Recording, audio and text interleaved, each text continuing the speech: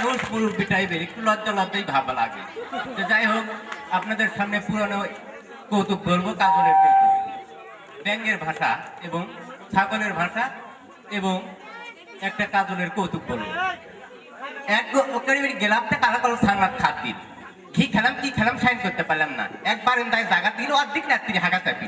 এক সরকারি বাগানে গিয়ে সাতদিনে খাইলাম, দারোয়ান করে নেকো আমি নেকটে দেখতে পারি না, টিকসই দিতে পারি।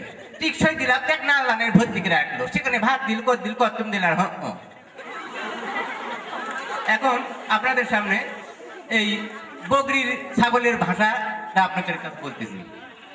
আষাঢ় মাসের দিন টুকরো টুকরো মেঘ বেড়ায় আর ছাগলটা ঘাস খায় আর কি ভাষায় বলে, বলতেছে দেখ দেখ দেখ, মানে আকাশটা কি হয়, বৃষ্টি আসে নাকি, দেখ দেখ দেখ এই বলে আর ঘাস খায়। যখন বৃষ্টি পড়ে তখন ঘাস তো ডাকে নেপাল নেপাল, আমি বেড়ে গেলাম।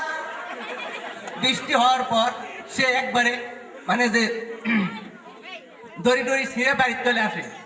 ছাগলটা আটকায়ার পর একটু পুষ্কুনের মধ্যে পানি জমে, ব্যাঙেরা মিটিং করে কি বলে শোনেন। চেয়ারম্যান ব্যাঙ এখন পেয়নকে ডাকছে, বলছে মক স্যার। পেয়ন জবাব দিচ্ছে জি স্যার জি স্যার। বলছে সিগারেট বলছে কয় প্যাক বলছে এক প্যাক। আবার পিচ্ছি একটা বলছে কি সেকেন্ড, বলছে কেটে চকেট। এখন পেয়ন নিয়ে এসে বলতেছে চেয়ারম্যানের হাতে দিচ্ছে, বলছে নেন। চেয়ারম্যান বলছে সবাইকে দাও। এখন বলছে যে কে কে নেবে নাও